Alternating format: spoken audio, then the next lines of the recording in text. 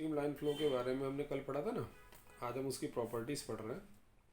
पहली प्रॉपर्टी की tangent and any point of stream line drawn in the direction of flow will represent the direction of velocity at that point. जैसे flow ऐसे हो रहा है तो इसके इस पॉइंट पर टेंजेंट ड्रा करोगे तो वेलोसिटी की डायरेक्शन ये है, यहाँ करोगे ये है, यहाँ करोगे ये है। ठीक है। फिर two streamline never intersect each other. अगर स्ट्रीम लाइन फ्लो कर रहा है ना कोई फ्लूइड तो उसकी दो स्ट्रीम लाइन कभी काटेंगे नहीं। Velocity will be constant eight A point of stream line. किसी भी एक पॉइंट पर वेलोसिटी निकालोगे तो कांस्टेंट होगी वो। बट दूसरी बात भी कह रहे हैं वो, क्या कह रहे हैं दूसरी बात वो कह रहे हैं कि it is different by different points. जैसे यहाँ नोटिस करो आप, यहाँ वेलोसिटी ये है तो जितने पार्टिकल यहाँ से पास होंगे सबकी यही होगी, बट इस पॉइंट पर अलग। और एक पॉइंट और कह रहे हैं वो, larger with the number of stream lines passing through a given cross section means larger with the velocity of fluid. ठीक है ना, यानी किसी क्रॉस सेक्शन से जितनी ज़्यादा ये स्ट्रीम लाइन पास होंगी इसका मतलब फ्लूइड की वेलोसिटी इतनी ज़्यादा है। ये कुछ प्रॉपर्टीज़ हैं। ठीक है। अब इसमें एक पॉइंट मैं पहले सिखा देता हूँ आपको, क्रिटिकल वेलोसिटी। क्रिटिकल वेलोसिटी क्या होती है? देखो कि जैसे फ्लूइड है कोई स्ट्रीम लाइन फ्लो में फ्लो कर रहा, आपने फ्लूइड की स्पीड को बढ़ाना शुरू कर दिया तो हम क्या नोटिस करते हैं कि एक स्पीड तक तो उसका फ्लो स्ट्रीम लाइन रहता है, लेकिन एक स्पीड के बाद वो फ्लो टर्बुलेंट होना शुरू हो जाता। तो वो मैक्सिमम स्पीड जब तक उसका फ्लो स्ट्रीम लाइन रहा उसको नाम करेंगे क्रिटिकल, क्योंकि उसके बाद समझ गए हो ना टर्बुलेंट हो रहा है।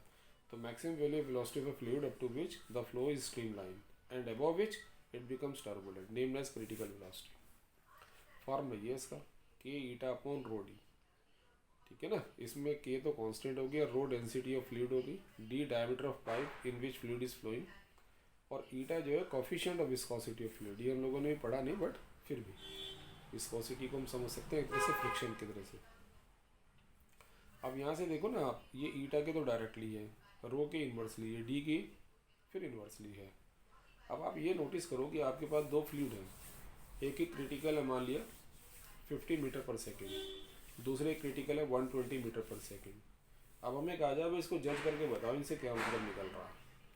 तो हम ये कहेंगे जो पहले वाला फ्लूइड है ना 50 मीटर पर सेकेंड तक स्पीड तक तो उसकी वेलोसिटी जो होगी उसका जो फ्लो होगा स्ट्रीम लाइन होगा, लेकिन 51 होती है वो टर्बुलेंट हो जाएगा। दूसरे वाले में क्या होगा कि दूसरे वाले में 120 तक वो स्ट्रीम लाइन फ्लो में चलेगा, 120 से ऊपर होने पर उसकी जो फ्लो होगा वो टर्बुलेंट होगा। इसका क्या मतलब हुआ? इसका मतलब हुआ कि पहले वाला लिक्विड जिसकी क्रिटिकल वेलोसिटी कम है वो जल्दी से टर्बुलेंट हो रहा है, और दूसरे वाला लिक्विड जिसकी क्रिटिकल वेलोसिटी ज़्यादा है वो देर तक स्ट्रीम लाइन में है। तो हम कह सकेंगे कि पहले वाले लिक्विड की जो टेंडेंसी है वो टर्बुलेंट फ्लो में आने की है ना, दूसरे वाले की स्ट्रीम लाइन में बने रहने की है। इस बात को यहाँ सीख रहे हैं हम कि मान लिया ईटा की वैल्यू लार्ज है और रो डी की वैल्यू स्मॉल है तो वी सी की वैल्यू ज़्यादा होगी। दिख तो रहा हम लोग को, अगर हम ईटा को लार्ज कर दें और इन दोनों को स्मॉल करें तो ऑब्वियसली इनके स्मॉल होने से इसके लार्ज होने से बढ़ेगा ये, है ना। तो हम देख रहे हो वी सी हायर होगा, और अगर उल्टा करें कि ईटा को हम कम करें उनको ज़्यादा करें तो वो कम हो जाएगा। तो यहाँ से हम क्या सीख रहे हैं कि the liquid of high viscosity, जिसको बोल रहा हूँ मैं, and low density have tendency to be streamline, क्योंकि वी सी हाई है ना उसका लिखा आपने, तो इस वाले उसकी टेंडेंसी स्ट्रीम लाइन की होगी। कब? If they flow in narrow pipe, अगर नैरो पाइप में फ्लो कर रहा होगा। तो अगर इस तरह का लिक्विड इस तरह के पाइप में फ्लो करेगा तो स्ट्रीम लाइन फ्लो देर तक बना रहेगा उसका, ज़्यादा वेलोसिटी तक। और liquid of low viscosity high density have a tendency to be turbulent when they flow in broad pipe. से कैसे पता लगाया मैंने? ये इसी तरीके से पता लगाया कि अगर ये हाई और ये लो होंगे तो वी सी ज़्यादा है, और वी सी ज़्यादा होने का मतलब मैंने बताया कि स्ट्रीम लाइन फ्लो देर तक बना रहेगा। ठीक है। इसी में नेक्स्ट टर्म आता है रेनॉल्ड्स नंबर। रेनॉल्ड्स नंबर क्या, ये भी इसी से रिलेटेड है। ये सिंपल एक नंबर है, पैरामीटर है, जो ये डिसाइड करता है कि नेचर ऑफ फ्लो क्या है फ्लूइड का, क्या वो टर्बुलेंट है, क्या वो स्ट्रीम लाइन है, क्या वो टर्बुलेंट स्ट्रीम लाइन से टर्बुलेंट में चेंज हो रहा है। तो वही लिख रहे इट इज़ अ नंबर और parameter by which the nature of flow fluid through a pipe can be decided. R का फार्मूला ये बना, rho V D upon eta. इसमें रो और ईटा तो आपको मालूम है डेंसिटी एंड कोफिशिएंट है, वी वेलोसिटी ऑफ फ्लूइड है, डी डायमीटर। अब देखो कैसे पता लग रहा है, अगर आर की वैल्यू 0 और 2000 के बीच में है तो फ्लो स्ट्रीम लाइन होगा। ये कैसे डिसाइड होगा सर? ये चार वैल्यू से डिसाइड होगा कि लिक्विड की डेंसिटी विस्कोसिटी कितनी है, फिर उसकी वेलोसिटी कितनी है, जिस पाइप में फ्लो कर रहा है उसका डायमीटर कितना है, सारी वैल्यू रखकर अगर आर की वैल्यू इनके बीच में आ रही है ना, तो फ्लो जो होगा स्ट्रीम लाइन होगा। और अगर वो 3000 से ज़्यादा जा रही है तो टर्बुलेंट होगा। और अगर वो 2000 से 3000 के बीच में है तो फ्लो जो होगा वो अनस्टेबल होगा, यानी चेंज कर रहा होगा from steel line to turbulent. ये आ गया रेनॉल्ड नंबर।